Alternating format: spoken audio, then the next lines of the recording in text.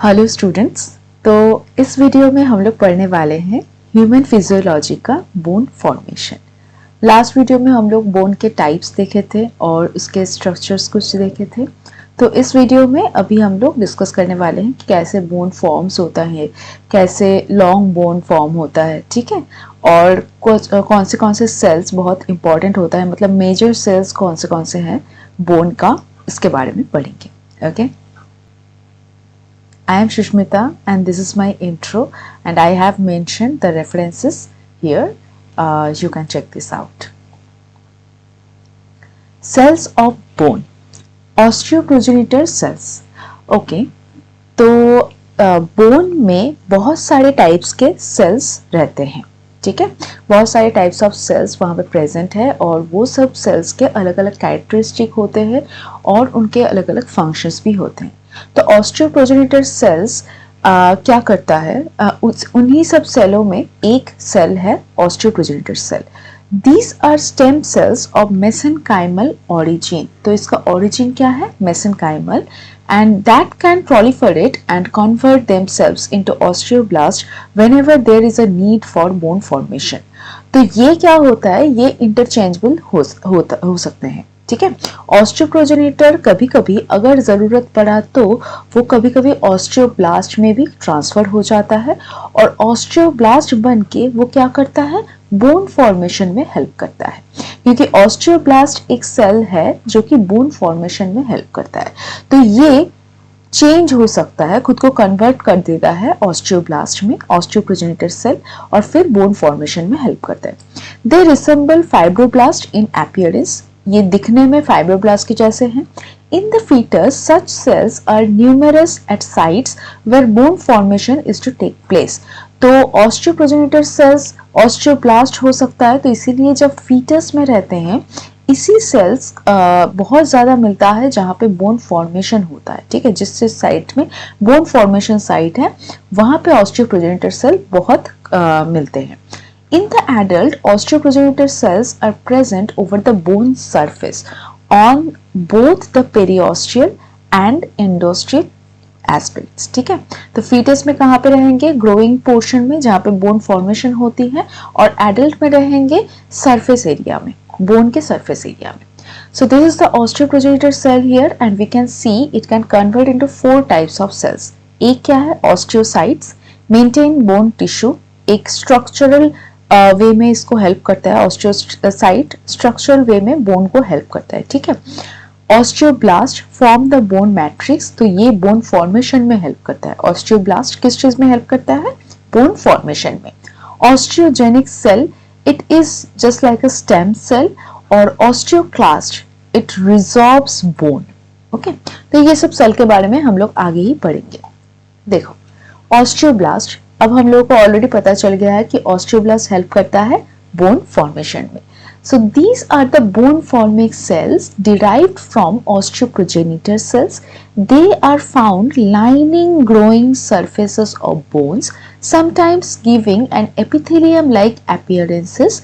The cells are varied in shape. बहुत type के sales हो सकते हैं shape wise, Oval, triangular, cuboidal etc. and that there are numerous gaps between the adjacent cell. तो ये बहुत ज़्यादा एकदम रिजिड नहीं होता है, ठीक है, क्योंकि अभी ये फॉर्मेशन फेज में है ना, ये बोन फॉर्मेशन में हेल्प करता है। तो ये बेसिकली ग्रोइंग सरफेस का लाइनिंग में रहता है, मतलब कोई भी सरफेस अगर ग्रोथ चाहिए किसी भी सरफेस को, तो उस ग्रोइंग सरफेस की लाइनिंग में ये ऑस्टियोब्लास्ट सेल्स रहते हैं। And numerous slender cytoplasmic processes radiate from each cell and come into contact with similar processes of the neighboring cell. यहाँ पे देखो ऑस्टियोब्लास्ट में हम लोग देख रहे हैं कि यहाँ पे साइटोप्लाज्मिक प्रोसेसेस निकल के आए हैं, है ना। तो these are cytoplasmic processes which they have mentioned here.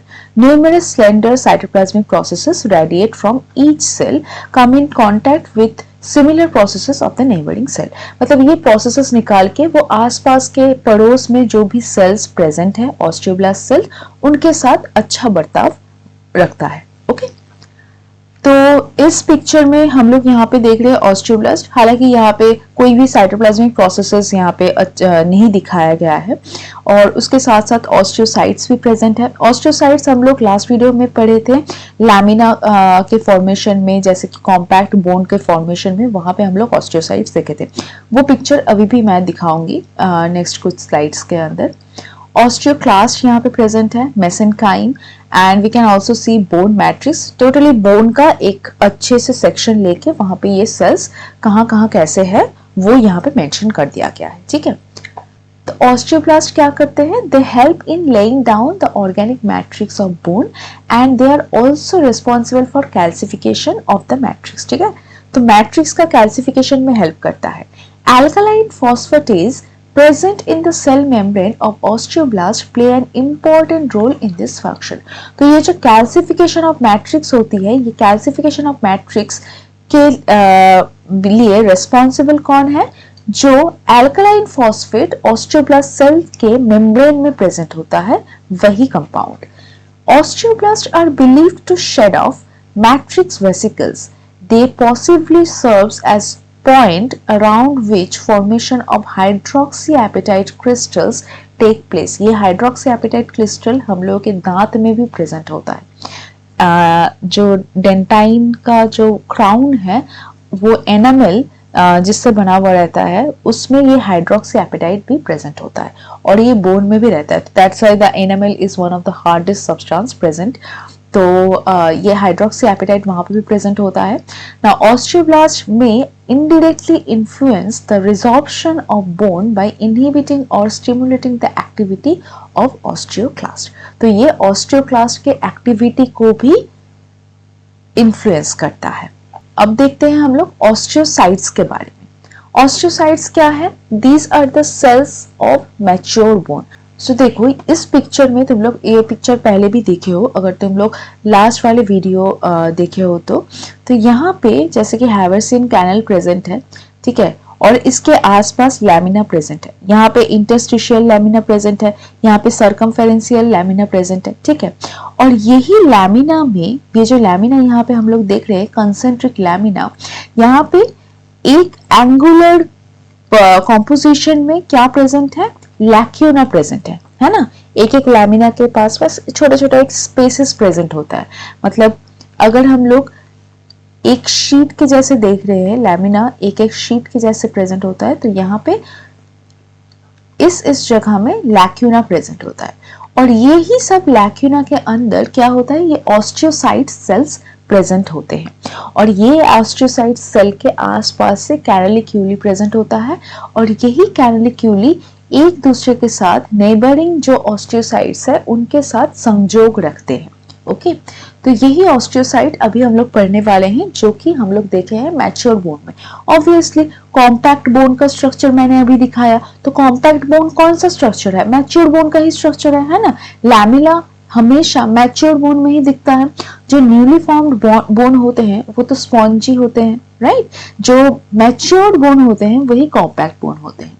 Now they lie in the lacunae of a bone and represent osteoblast. They have become imprisoned in the matrix during the bone formation। तो यहाँ पे अगर इस picture को हम लोग देखते हैं तो यहाँ पे बोल सकते हैं कि ये लोग जेल के अंदर हैं, है ना, फंस चुके हैं अंदर। लैमिना, एक एक लैमिना के बीच में ये लोग फंस चुके हैं, है ना। तो यही बोल रहे हैं कि imprisoned in the matrix during bone formation। Delicate cytoplasmic processes arising from osteocytes establish contacts with other osteocytes and with bone lining cells present on the surface of the bone। तो यहाँ पे जो साइटोप्लाज्मिक प्रोसेसेस निकल के आ रहे हैं कैनालिक्यूली के जैसे, वही क्या करता है? एक दूसरे के साथ कॉन्टैक्ट्स रखते हैं, ठीक है। आस पड़ोस में अपना जो प्रचार है उसको एकदम ठीक से रखते हैं, कि ताकि कोई भी इंफॉर्मेशन मिस ना हो जाए। ओके, तो जैसे कि ये ऑस्टियोसाइट्स क्या करते हैं, इसी कैनालिक्यूली के थ्रू ये जो कैनल बनाए हैं ये लोग अपने पास, ये एक दूसरे के साथ कांटेक्ट रखने में हेल्प करता है। After that the functions attributed to osteocytes are that they probably maintain the integrity of the lacunae and canaliculi and thus keep open the channels for diffusion of nutrition through the bone. तो ये जो contact इन्होंने रखा है, ये this is very good place for the diffusion of nutrition through the bone. ठीक है, क्योंकि यहाँ पे अगर एक मेम्ब्रेनस स्ट्रक्चर तुम रख रहे हो तो यहाँ पे चैनल्स भी प्रेजेंट होंगे, है ना, सेलुलर चैनल्स भी प्रेजेंट होंगे। प्लाज्मा मेम्ब्रेन में जो चैनल्स हम लोग देखते हैं ये चैनल्स प्रेजेंट होगा, और अगर चैनल्स प्रेजेंट है तो यहाँ पे बहुत इजी होगा न्यूट्रिशन का ट्रांसफर करने में, ठीक है, ट्रांसपोर्ट सिस्टम मेंटेन रखने में बहुत इजी होगा। That and the another function is they play a role in removal or deposition of matrix and of calcium when required. तो क्या होता है कि ब्लड में और बोन में कैल्शियम का ट्रांसपोर्ट चलता रहता है। जब ब्लड में कैल्शियम ज़्यादा होता है, मतलब तुम बहुत ज़्यादा कैल्शियम रिच्ड फूड खा रहे हो, तो क्या होता है ब्लड में जब कैल्शियम ज़्यादा होता है तब वो बोन में डिपॉजिट करते हैं, और जब बोन में कैल्शियम ज़्यादा हो ब्लड में जब कैल्शियम कम हो जाता है तब क्या होता है बोन में जो कैल्शियम था वो ब्लड में आ जाता है, तो बोन कैल्शियम लॉस करता है, ठीक है। और ये कभी कभी कुछ हार्मोन्स के द्वारा भी रेगुलेट होते हैं, जैसे कि थायराइड। तो अगर किसी को थायराइड का प्रॉब्लम हो तो उनमें बहुत ज़्यादा ऐसे कैल्शियम का इश्यूज दिखा जाता है, और ओल्ड एज में वो आर्थराइटिस या फिर बोन रिलेटेड जो डिजीज़ है कैल्शियम से जो कॉज करता है, तो वो बहुत ज़्यादा मतलब उनमें चांसेस बहुत ज़्यादा होता है, ठीक है, अगर थायराइड का प्रॉब्लम होता है तो नेक्स्ट हम लोग देखेंगे कि this is a very beautiful picture of osteocytes. ये टेम है, ठीक है, और यहाँ पे ऑस्टियोसाइट्स दिखा रहा है, लैक्यूना में प्रेजेंट है।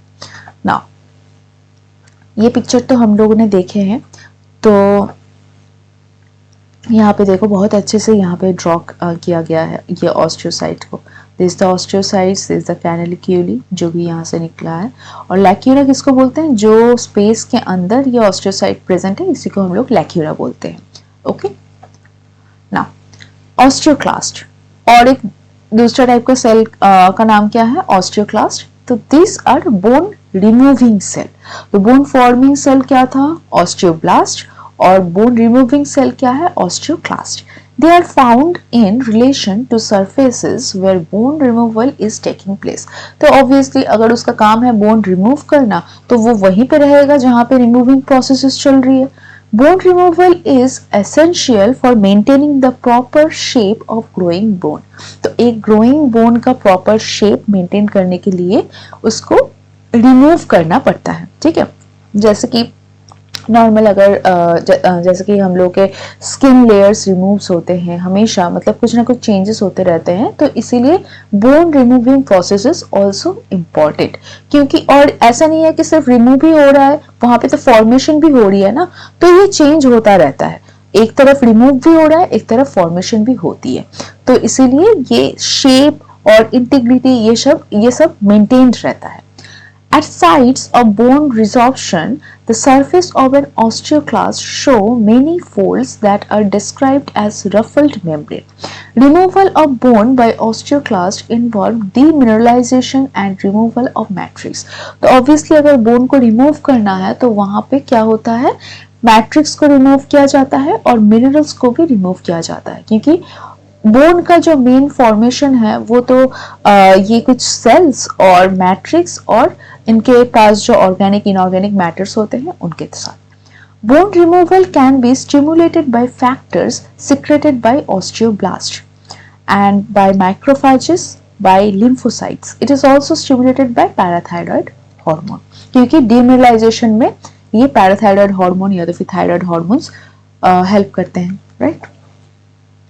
ये देखो, तो ये फिर से एक रिवीजन जैसा हुआ कि ऑस्टियोप्रोजेनिटर सेल से हम लोग कितना कुछ मिल गया, ऑस्टियोसाइट मिल रहा है, osteoblast, osteogenic cell and osteoclast.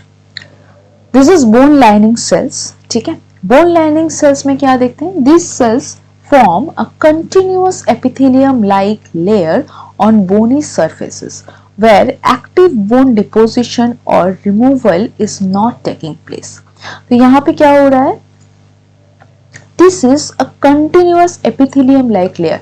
जैसे कि एपिथेलियम क्या करता है, एपिथेलियम एक कवरिंग या तो फिर लाइनिंग बनाता है ना, प्रोटेक्शन के लिए एक कवरिंग जैसा बनाता है. तो बोन लाइनिंग सेल भी क्या करता है, एक लाइनिंग क्रिएट करता है, एक कंटिन्यूअस एपिथेलियम लाइक एक लाइनिंग क्रिएट करता है, जो जैसे कि हम लोग नॉर्मल एपिडर्मिस या एपिथेलियम में देखते हैं, वो सेम टाइप का एक काम करता है. This on bony surfaces where active bone deposition or removal is not taking place.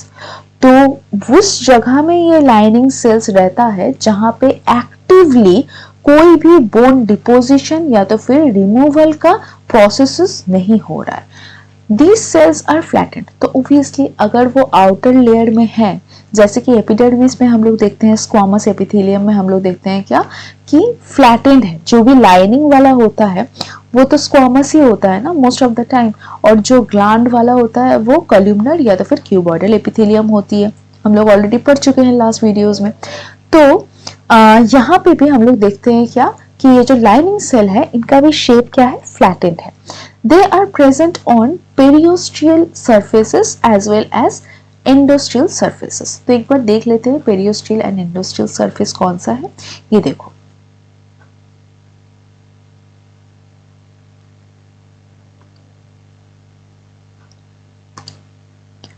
ये देखो, दिस इज द पेरियोस्टियम. ठीक है, ये एकदम outer layering of the bone, this is the periosteum. ठीक है, तो यहाँ पे पेरियोस्टियल में भी दिखता है और इसके साथ साथ ये तो था एकदम आउटर लेयरिंग, और ये अंदर जो मैट्रिक्स प्रेजेंट है उस मैट्रिक्स में यहाँ पे जो स्पॉन्जी बोन प्रेजेंट है, इस स्पॉन्जी बोन में ये एंडियोस्टियम रहता है. ठीक है, तो ये यहाँ पे जो सेलुलर लेयर प्रेजेंट है, यहाँ पे भी बोन लाइनिंग सेल प्रेजेंट होते हैं पेरियोस्टियम के, और यहाँ पे जो लाइनिंग है एंडोस्टियम का, यहाँ पे भी बोन लाइनिंग सेल्स प्रेजेंट होते हैं. ठीक है, they also line spaces and canals within the bone. हम लोग अभी देखे हैं. It is possible that this cells can change to osteoblast when bone formation is called for. तो ये बोन लाइनिंग सेल भी खुद के मर्जी से, मतलब खुद के मर्जी से नहीं, जब उसको सेल बोले कि हाँ तुम्हें भी ना बोन फॉर्मेशन के लिए आना पड़ेगा, तो वो तब चला जाता है बोन फॉर्मेशन के लिए, ऑस्टियोब्लास्ट में खुद को चेंज कर लेता है और फिर बोन फॉर्मेशन में चला जाता है. ठीक है, तो हम लोग क्या देख रहे हैं कि bone lining cell and osteoprogenitor cell both can change to osteoblast cell for the formation of bone. और removal में कौन help करता है, osteoclast help in removal. ठीक है, अब देखते हैं formation of bone कैसे होता है. All bones are of mesodermal origin. The process of bone formation is called ossification. तो जिस प्रोसेस के थ्रू बोन फॉर्मेशन होता है उस प्रोसेस को हम लोग क्या बोलते हैं, ऑसिफिकेशन नाम दिया गया है. Formation of most bones is preceded by the formation of cartilaginous model which is subsequently replaced by bone. This kind of ossification is called endochondral ossification and bones formed in the way are called cartilaginous bone. तो जब cartilage पहले बन गए हैं और उसके बाद उस कार्टिलेज को बोन में रिप्लेस किया जा रहा है, मतलब कार्टिलेज रिप्लेस होकर बोन हो रहा है, तब क्या बोलते हैं उसको, एंडोकॉन्ड्रल ऑसिफिकेशन. उस प्रोसेस को हम लोग बोलते हैं कि पहले कार्टिलेज बना, फिर बोन जाके कार्टिलेज को रिप्लेस किया, या तो फिर कार्टिलेज, मतलब इसको अगर अच्छे से बोले तो कार्टिलेज बोन के रूप में आ गया है. और इसी टाइप ऑफ बोन को हम लोग क्या बोलते हैं, cartilage bone. Most of the bone are formed by this process. In some situation, कुछ कुछ सिचुएशन में क्या होता है, जो फ्लैट बोन स्ट्रक्चर होते हैं, the vault of the skull, मतलब स्कल का जो स्ट्रक्चर है, the formation of bone is not preceded by the formation of cartilaginous model. तो स्कल का जो फॉर्मेशन है वहां पे कोई कार्टिलेज वगैरह नहीं होता है, वहां पे instead bone is laid down directly in a fibrous membrane. This process is called intramembranous ossification. तो यहाँ पे intermembranous ossification के थ्रू bone formation होता है. जैसे कि vault of skull, and bones formed in this way are called membrane bones. तो जब कार्टिलेज पहले फॉर्म हुआ और फिर बोन फॉर्मेशन हुआ, उस बोन को हम लोग क्या बोलेंगे, कार्टिलेज बोन, और इस प्रोसेस को हम लोग क्या बोलेंगे, एंडोकॉन्ड्रल ऑसिफिकेशन। और जब कोई भी कार्टिलेज वगैरह नहीं है, नॉर्मल फ्लैट बोन बन रहा है, तब हम लोग उसको क्या बोलेंगे, मेम्ब्रेन बोन, और इस प्रोसेस को क्या बोलेंगे, इंट्रामेम्ब्रेनस ossification. The bones of the vault of the skull, mandible and the clavicle are membrane bones. तो ये जो एंडोकॉन्ड्रल कार्टिलेज के अलावा ये जो इंट्रामेम्ब्रेनस ऑसिफिकेशन है, इससे क्या क्या बन रहा है, मैंडिबल, क्लाविकल, ये सब चीज बन रही है। इंट्रामेम्ब्रेनस ऑसिफिकेशन, तो अभी हम लोग फॉर्मेशन ऑफ बोन में देखेंगे इंट्रामेम्ब्रेनस ऑसिफिकेशन के बारे में।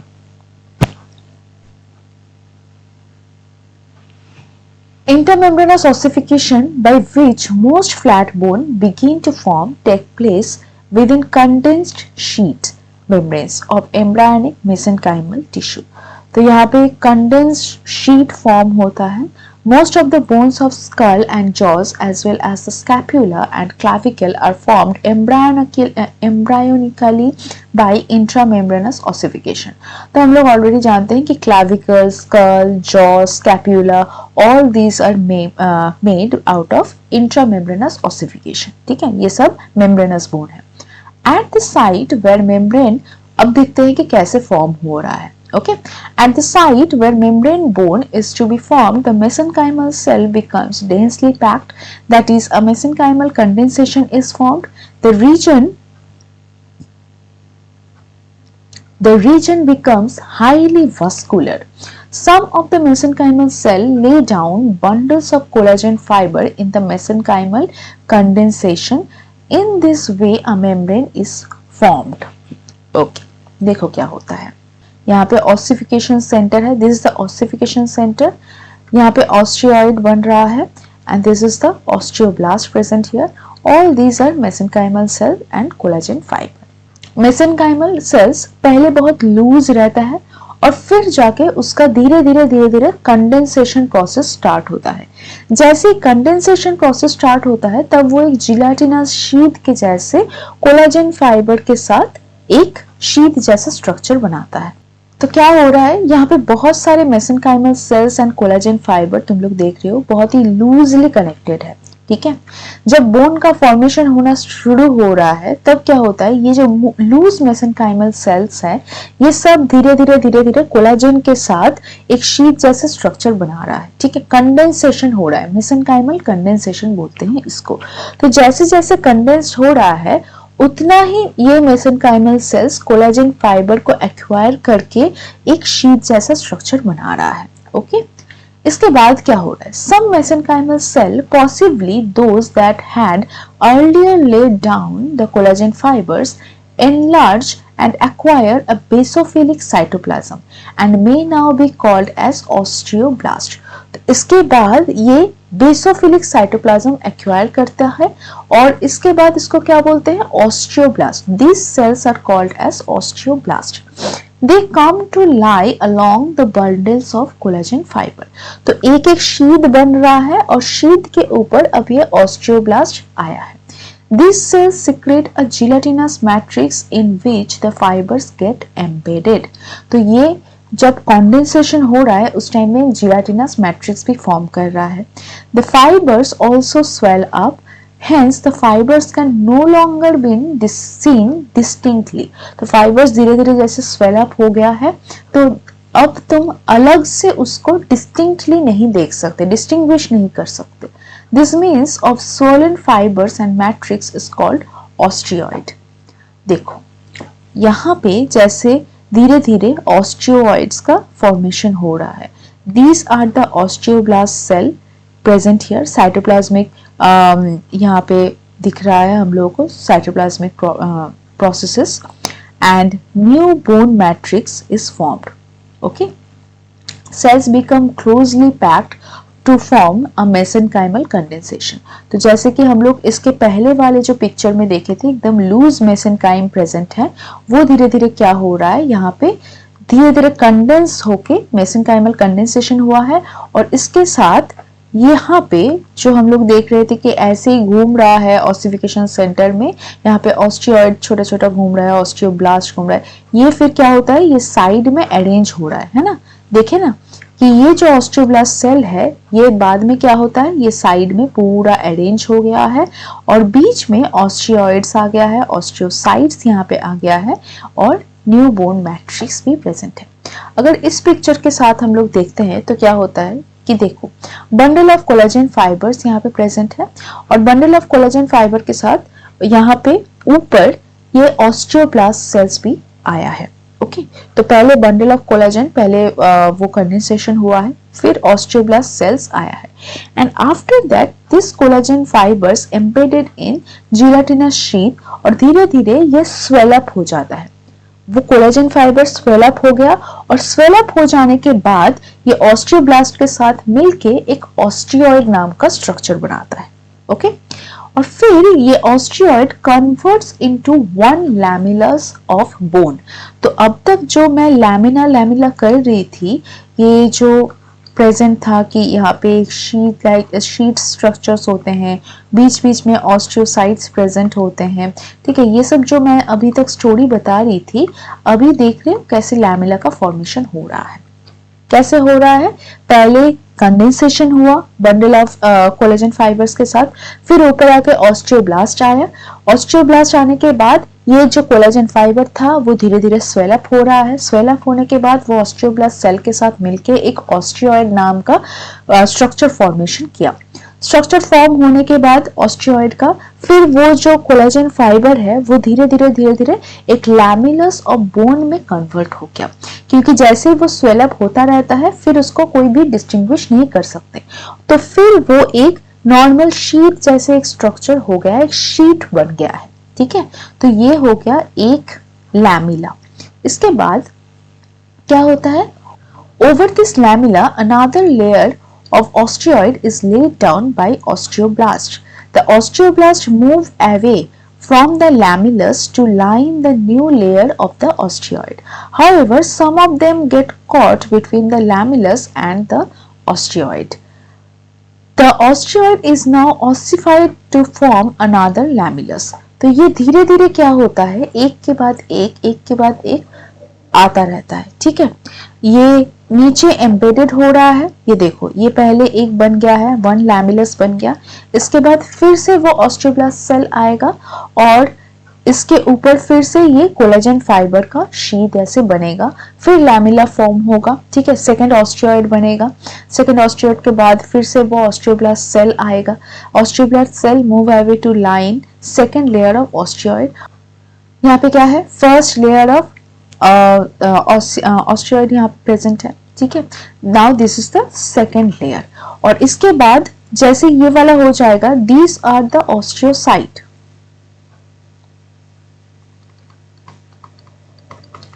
ठीक है, यह क्या ऑस्टियोसाइट्स और यहीं पे कैनालिक्यूली भी प्रेजेंट होता है। तो ये धीरे धीरे मूव होता रहता है और कोलेजन फाइबर आता रहता है। तो ऐसे ही करके वो इतने सारे लैमिला बनाया है जहां पे ये बीच बीच में ऑस्टियोसाइट्स भी प्रेजेंट है। ओके, फिर देखते हैं क्या बोला है कि the osteoid is now ossified to form another lamellus. The cells trapped between the two lamellae become osteocyte. तो पहले वो क्या था, ऑस्टियोब्लास्ट था और फिर जैसे दो लैमेले के बीच में जब वो ट्रैप्ड हो गया तब वो ऑस्टियोसाइट बनाया। Okay, in this way a number of lamellae are laid down one over another and these lamellae together form a trabeculus or bone. इसको भी देख लेते हैं। Mesenchyme forms the periosteum and trabeculae. देखो यहाँ पे ट्रैबिक्यूली फॉर्म हुआ है और ये जो स्पेसेस है यहाँ पे बोन मैरो आके रहता है। ठीक है, बोन मैरो से फिलअप हो जाता है and these are the blood vessels also present here. Endocardial ossification में क्या होता है, it takes place within the hyaline cartilage shaped as a small version or model of the bone to be formed. This type of ossification forms most bones of the body and is especially well studied in developing long bones. तो हम लोग को पता है कि हम लोग के जो पहले बोन्स होते हैं वो पहले कार्टिलेज रहते हैं और फिर धीरे धीरे वो मैच्योर्ड होते हैं और फिर नॉर्मल बोन में वो ट्रांसफर होते हैं, है ना। तो at the site where the bone is to be form the mesenchymal cells become closely packed to form a mesenchymal condensation। तो पहले mesenchymal cells आ जाता है और फिर वो condensation होना स्टार्ट करता है, condensed होना स्टार्ट करता है। Some mesenchymal cell becomes chondroblast and lay down hyaline cartilage। Mesenchymal cells on the surface of the cartilage form a membrane called perichondrium। तो वहां पे हम लोग क्या देख रहे थे, यहाँ पे क्या हो रहा था, कोलाजन फाइबर के बंडल को कंडेंस किया जा रहा था, और यहाँ पे हो रहा है किस चीज से, हाइलिन कार्टिलेज को, कॉन्ड्रोब्लास्ट सेल। वहां पे ब्लास्टोसाइट्स था, यहाँ पे कॉन्ड्रोब्लास्ट है, ठीक है, सॉरी ब्लास्टोसाइट्स नहीं, ऑस्टियोब्लास्ट था वहां पे, यहाँ पे हाइलिन कार्टिलेज है।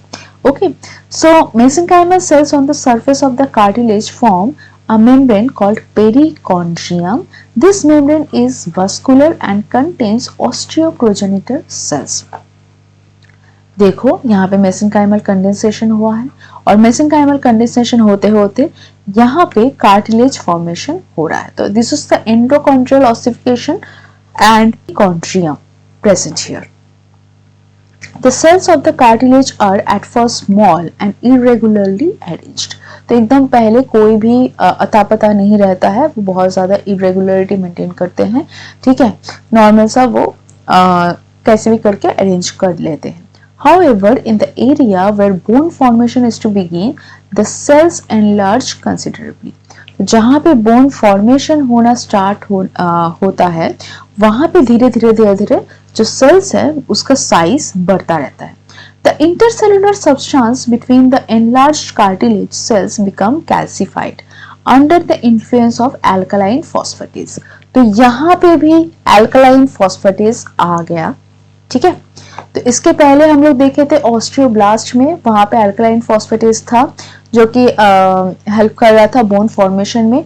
यहाँ पे भी हम लोग देख रहे हैं कि ये जो कॉन्ड्रोब्लास्ट सेल्स है वहां पे भी alkaline phosphatase प्रेजेंट है for the calcification. The nutrition to the cells is thus cut off and they die, leaving behind empty spaces called primary alveoli। तो देखो क्या होता है, this is the perichondrium. Perichondrium मतलब एकदम बाहर का ये जो लेयर है, this is the pericardium present here. फिर क्या होता है, पेरिकॉर्डियम के बाद यहाँ पे मैट्रिक्स प्रेजेंट है, ये जो पिंक कलर का हम लोग यहाँ पे देख रहे हैं, मैट्रिक्स यहाँ पे प्रेजेंट है। और फिर क्या होता है, कार्टिलेज सेल्स यहाँ पे प्रेजेंट है, ठीक है, जिसको हम लोग बोल रहे हैं कॉन्ड्रोब्लास्ट। तो कार्टिलेज सेल्स यहाँ पे प्रेजेंट है। So this is the early stage of endochondral ossification. The cartilage cells are separated by the matrix, ठीक है। ये जो पिक्चर हम लोग यहाँ पे देख रहे हैं, इसी का एक छोटा सा फॉर्मेशन है, यहाँ पे थोड़ा जूम करके दिखाया है। Now Some blood vessels of the perichondrium, जो कि बाहर का outer layering था, which may be called as periosteum as soon as bone is formed। तो यही perichondrium बाद में जाके क्या करता है, periosteum में फॉर्मेशन होता है। periosteum क्या था, फिर से दिखाएंगे।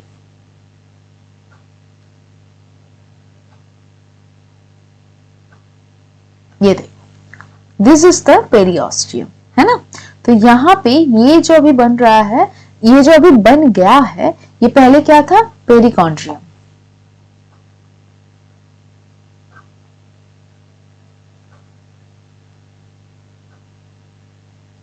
तो यहां पे हम लोग देख रहे हैं perichondrium.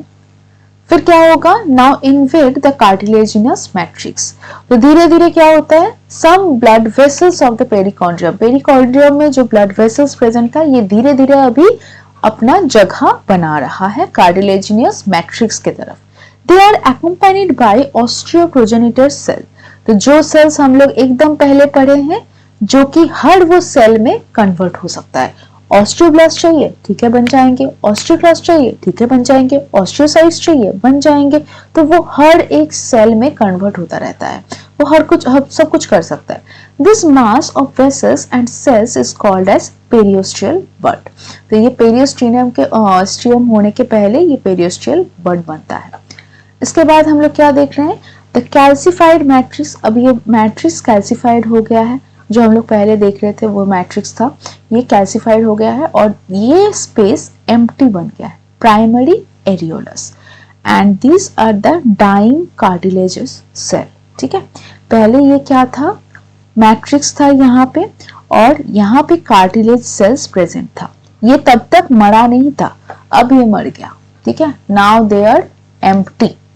Okay, endochondral ossification, this matrix has calcified, cartilage cells are dead, leaving empty spaces called primary areolae। तो empty spaces क्यों होते हैं समझ में आया है, क्योंकि ये अंदर का जो ये कार्टिलेजिनस सेल है ये डेड हो जाता है, क्योंकि इसके साथ और कोई कनेक्शन नहीं रहता है। ओके, देखो, it eats away much of the calcified matrix, forming the walls of the primary areolae and thus create large cavities called secondary areolae। तो पहले क्या था, यहाँ पे सेल्स प्रेजेंट था, कार्टिलेज सेल्स प्रेजेंट था, लेकिन जैसे जैसे यहाँ पे कैल्सिफाइड होता रहा, ठीक है, कैल्शियम का डिपोजिशन होता रहा, मिनरलाइज्ड होता रहा बोन मैच्योरिटी के साथ साथ, तब क्या हुआ, एक दूसरे सेल के, ये दोनों सेल के बीच में कोई कनेक्शन नहीं रहा। तो एक सेल अगर जिंदा रहना है उसको, तो उसको आस पड़ोस के साथ भी मिल बांट के रहना है ना, कनेक्शन रखना है कि आसपास में क्या चल रहा है पता होना चाहिए, कांटेक्ट रखना चाहिए, अकेले अकेले तो नहीं जी सकता है, राइट।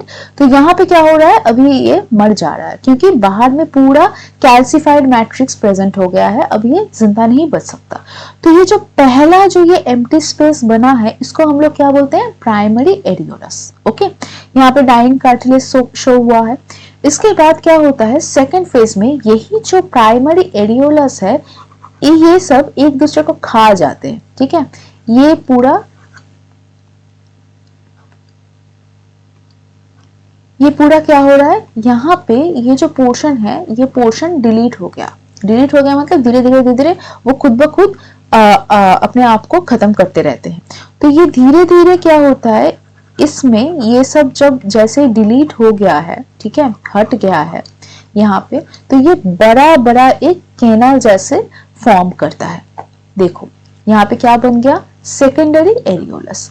तो ये जो लार्ज कैविटीज जैसे यहाँ पे फॉर्म किया है इसको ही हम लोग बोलते हैं सेकेंडरी एरियोलस। ठीक है, and these are the bar of calcified matrix. तो अभी बार हम लोग किसको बोलते हैं, एक सॉलिड जो पोर्शन होता है उसको हम लोग बार बोलते हैं। तो यहाँ पे बार क्यों बोला है, क्योंकि यहाँ पे दिख रहा है ना ऐसे करके, अगर एक कैविटी बना है तो उन दो कैविटी के बीच में तो एक सॉलिड पोर्शन हो गया कैल्सिफाइड, तो तब इसको बोल रहे हैं कि बार ऑफ कैल्सिफाइड मैट्रिक्स।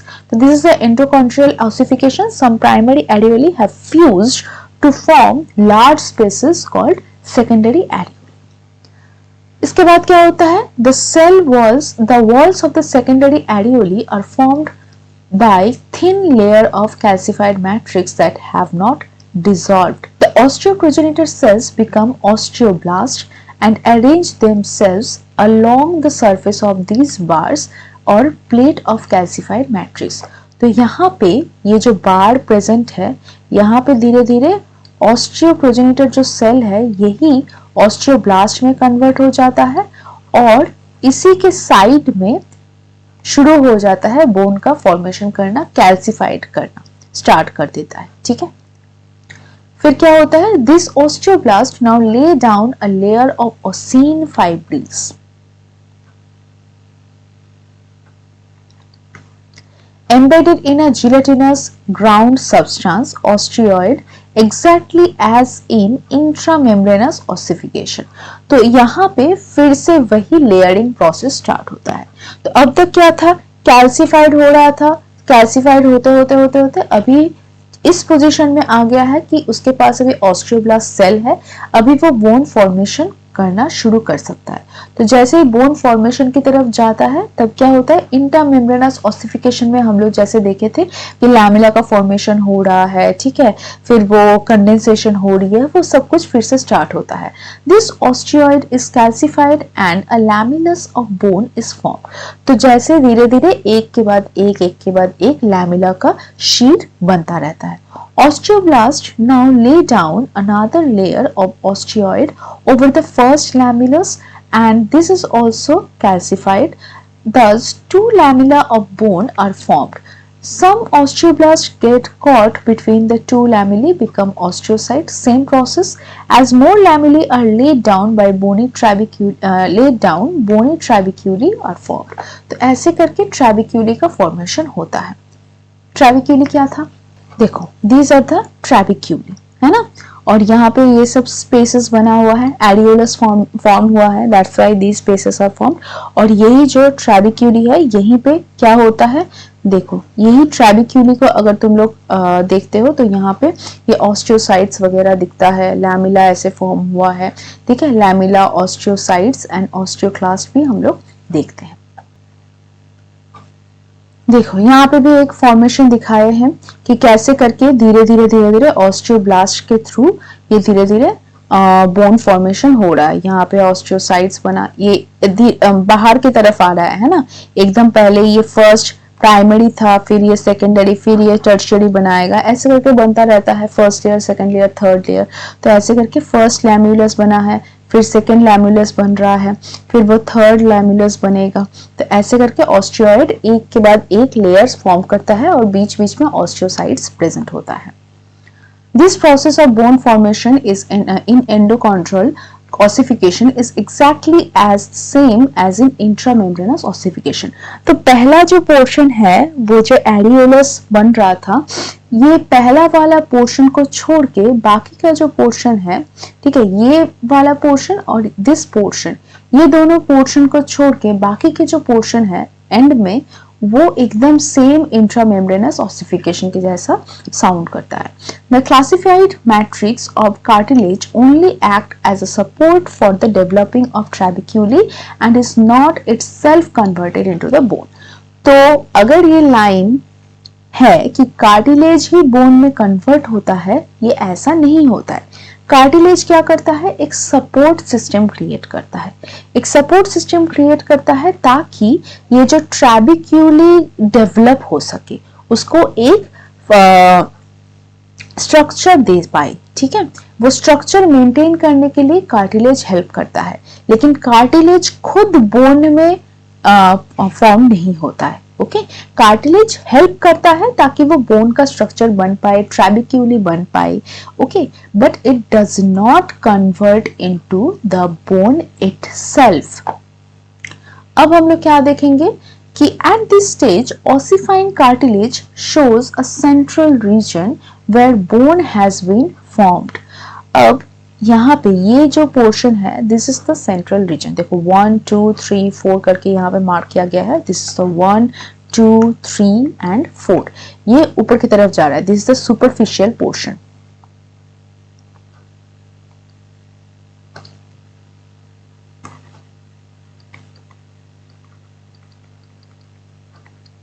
ठीक है, ये सुपरफिशियल लेयर है.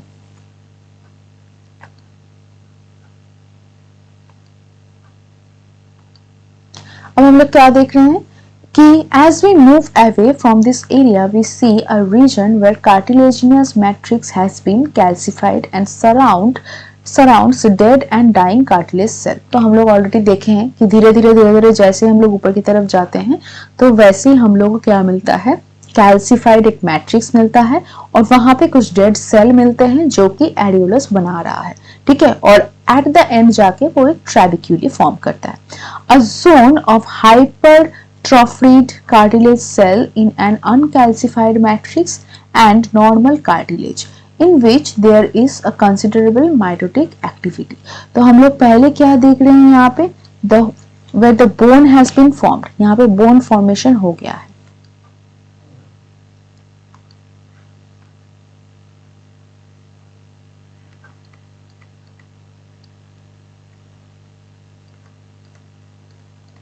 बोन फॉर्मेशन हो गया है. इसके बाद हम लोग क्या देख रहे हैं, calcified cartilaginous matrix has been calcified and surround dead and cartilage cell. ठीक है, this is the cartilaginous matrix.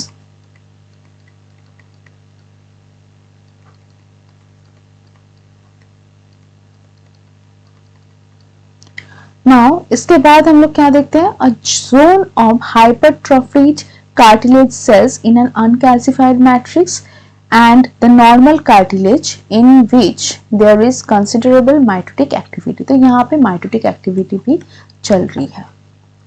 If we see the same cartilage some time later, we find that the ossification has now extended to zone 2. अब धीरे धीरे क्या हो रहा है, जैसे जैसे बोन को इलोंगेशन होना है तब क्या होता है, ये लॉन्ग होता रहता है. लॉन्ग होता रहता है मतलब इसका जो ये जोन है, ये जोन भी चेंज होता रहता है. मतलब अब तक जो ये फर्स्ट वाला पोर्शन था, ये अभी सेकेंड जोन तक चला गया है. Bone has increased the length here. ठीक है, ये धीरे धीरे धीरे धीरे जैसे कि लैमिला वगैरह ये जो बन रहा है, बनते बनते क्या होता है, ऑब्वियसली बोन का जो स्ट्रक्चर है वो बढ़ता रहता है ना. तो ये बोन का स्ट्रक्चर बढ़ गया है और ऊपर का जो पोर्शन है वो थोड़ा और ज्यादा ऊपर शिफ्ट हो गया. मतलब यहाँ पे जो ये पोर्शन था, ये वाला पोर्शन थोड़ा और ऊपर जाके शिफ्ट हो गया है. And cartilage has proliferated here. तो ये धीरे धीरे जोन से बाहर जा रहा है. And simultaneously the matrix in the zone 3 has become calcified. The deeper cell of the zone 4 have meanwhile hypertrophied, while the more superficial ones have multiplied to form zone 5. तो ये धीरे धीरे लॉन्ग हो रहा है साइज में भी.